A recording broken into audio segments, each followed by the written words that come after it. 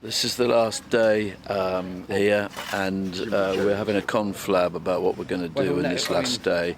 So Jerry from Oxford, he's dug these things before, and I don't know who these two characters are, but they've got something to do with the archaeology. If you look down that way, Leanne, you can see all the hard work these guys have been doing. Matt's over there, Nick's down there.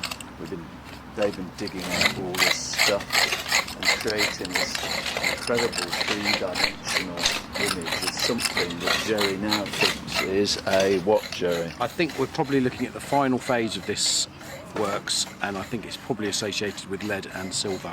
And you getting anything from the earlier period down there? What we're getting from the earlier period is the demolition of that with copper slag in it. Yeah. And I think we'd have to go a lot deeper. But that is the important thing, isn't it? The archaeology is now tying in with the history. That the early part of the process, the early part of the history of this site was pretty much exclusively copper working, which is what we're getting from the deepest layers. Yeah. And then the later on we get that transformation in product into lead, which is what we're getting out of the top.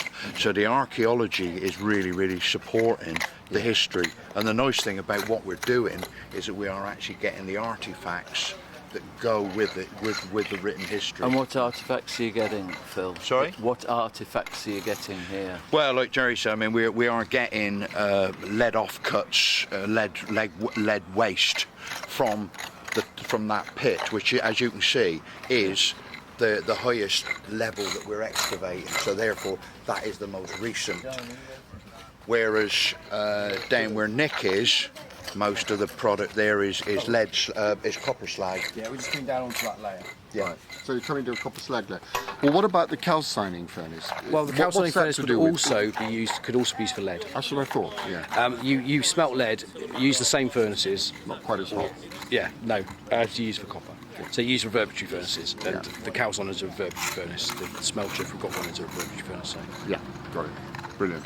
But really, all we've got to do well, I don't know whether we'll be able to prove it, but the main thing in the meantime is to strip off and actually get the full extent, full layout of that calcine furnace. Well, I'm very keen to get the machine over, the big machine with Ian, because he's finishing the bottom of that hole, and I think, the Manila Trench. Yeah. And he promised me he'd have it done in half an hour, so he's got about another 10 minutes, and then he'll be back with me. Yes, well, I really am keen not to delay that. Absolutely. Now, I am absolutely poised like a taut coil spring, ready to leap into action. Jolly good. Boing, boing, exactly. Boing. Very good. Zebedee. Zebedee.